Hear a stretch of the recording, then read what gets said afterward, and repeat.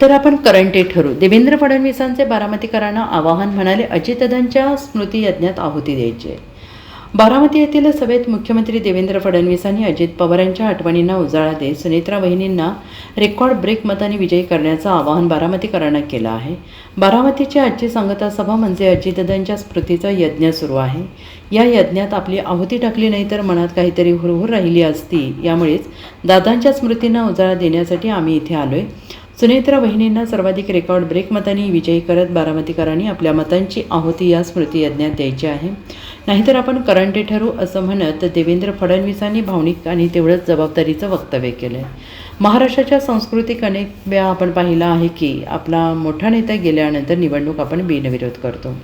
शरद पवार यांचे आभार मानतो. त्यांचा मला काल फोन आला. त्यांनी मला सांगितलं की आमचा सुनेत्रा पवारांना पूर्ण पाठिंबा आहे. मी काँग्रेस प्रदेश अध्यक्षांना देखील विनंती केली. त्यांनी ती विनंती मान्य केली. बारामतीमध्ये सभा घेताना माझ्यापैकी कोणी आलं नसलं तरी बारामतीकरांनी रेकॉर्ड ब्रेक मतांनी सुनेत्रा वहिनींना निवडून दिलं असतं. आत्ताचा काळ दादांच्या स्मृतींच्या आठवणींच्या यज्ञाचा काळ आहे. त्यामुळे प्रत्येकजण आपली मतरूपी आहुती त्यात द्यायला हवी. ती आहुती दिली नाही तर तो आपण स्वतःला करंटे ठरू, असे आवाहन फडणवीसांनी बारामतीकरांना केले. तसेच बारामतीमधून सर्वाधिक मतांनी निवडून येण्याचा रेकॉर्ड अजितदादांचा आहे. आता दादांच्या पश्चात हा रेकॉर्ड ब्रेक मतांनी वहिनी निवडून येतील असा विश्वास त्यांनी व्यक्त केला. खरं तर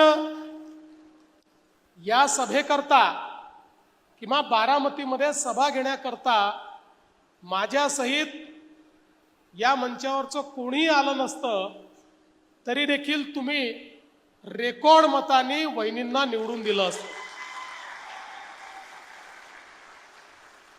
पण आमच्याकरता ही निवडणूक नाही आहे. आमच्याकरता दादांच्या स्मृतीचा यज्ञ सुरू आहे आणि या यज्ञामध्ये आपली आहुती जर टाकली नाही तर आम्हाला जन्मभर हे वाटलं असतं की काहीतरी राहून गेलंय. कारण आपल्याला कल्पना आहे यज्ञामध्ये जर आहुती टाकली नाही तरी यज्ञ होतो, पण आपल्या मनाला रुखरुख राहते की आपण ती आहुती टाकू शकलो नाही. आणि म्हणून ती आहुती टाकण्याकरता, दादांच्या स्मृती जपण्याकरता, त्या स्मृतीला उजाळा देण्याकरता, त्या स्मृतींना वंदना देण्याकरता खरं म्हणजे या ठिकाणी आम्ही आलो आहोत. वहिनींचा राजकीय अनुभव हा अलीकडच्या काळातला आहे. त्या खासदार झाल्यापासनं सक्रिय राजकीय क्षेत्रात त्या आल्या आहेत. त्यामुळे ही जबाबदारी त्या सांभाळू शकतील की नाही. पण इतके वर्ष सामाजिक क्षेत्रात, आर्थिक क्षेत्रात आणि आपल्याला कल्पना आहे की शिक्षणाच्या क्षेत्रात वहिनींनी कार्य केलं. दादांची साथ वहिनींनी दिली.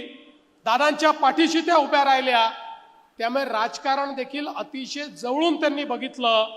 नव्हे तर त्या ठिकाणी राजकारणामध्ये मागून ज्या गोष्टी कराव्या लागतात त्या सातत्याने या बारामतीमध्ये सांभाळण्याचं काम या वहिनी करत होत्या.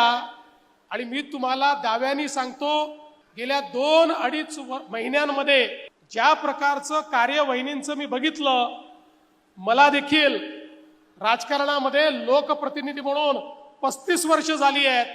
त्यामुळे एखाद्या नेत्याची क्षमता काय आहे ही आता ओळखण्याची क्षमता माझी देखील तयार झाली आहे. आणि मी तुम्हाला दाव्यानं सांगतो, दादांची स्वप्न पूर्ण करण्याची सगळी क्षमता ही वहिनींमध्ये आहे. आणि वहिनींच्या रूपाने या महाराष्ट्राला केवळ पहिल्या उपमुख्यमंत्री नाही तर एक सक्षम नेतृत्व लाभलेलं आहे. हे या ठिकाणी सांगताना मला या ठिकाणी यत्किंचितही माझ्या मनामध्ये शंका नाही. Bureau report, SPN Marathi, Baramati.